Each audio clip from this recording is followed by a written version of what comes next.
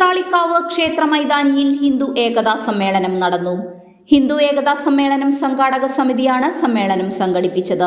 വൈകിട്ട് 4:30 വടക്കാഞ്ചേരി ഹരിശ്രീ ഭജൻസ് അവതരിപ്പിച്ച ഭജൻ സന്ധ്യയോടെ സമ്മേളനത്തിന് തുടക്കം കുറിച്ചു.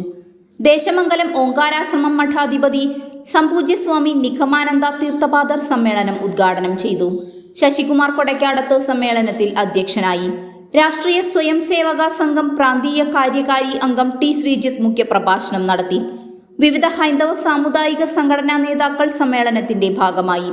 ഉത്രാളിക്കാവ് ക്ഷേത്രം ഊരാളൻ കേളത്ത് പാർവതി വലിയമ്മ, ആധ്യാത്മികാചാര്യൻ കെ വിജയൻ മേനോൻ, NSS കരയോഗം പ്രസിഡന്റ് കൃഷ്ണദാസ്, SNDP പ്രതിനിധി അഗേഷ് കരിപ്പറമ്പിൽ, എഴുത്തച്ഛൻ സമാജം രക്ഷാധികാരി VN രഘുനന്ദനൻ, യോഗക്ഷേമ സഭ മേഖലാ സെക്രട്ടറി EV കൃഷ്ണൻ നമ്പൂതിരി, പുഷ്പക ബ്രാഹ്മണ സേവാ സംഘം സെക്രട്ടറി പ്രതിനിധി PK ദാമോദരൻ, വിശ്വകർമ്മസഭ പ്രതിനിധി V ഗംഗാധരൻ, വെളുത്തേടത്ത് നായർ സമാജം പ്രതിനിധി VK ഉണ്ണികൃഷ്ണൻ, കുംഭാര സമുദായ പ്രതിനിധി രാജേഷ് പൂജാരി, ഉത്രാളിക്കാവ് പൂരം എങ്കക്കാട് ദേശം working president NR Suresh Kumar, Kumaranellur ദേശം general convener KR Rameshan, Wadakkanchery നഗരസഭാ കൗൺസിലർമാരായ E കൃഷ്ണനുണ്ണി, ശ്രുതി സതീഷ് തുടങ്ങിയവർ സമ്മേളനത്തിന്റെ ഭാഗമായി.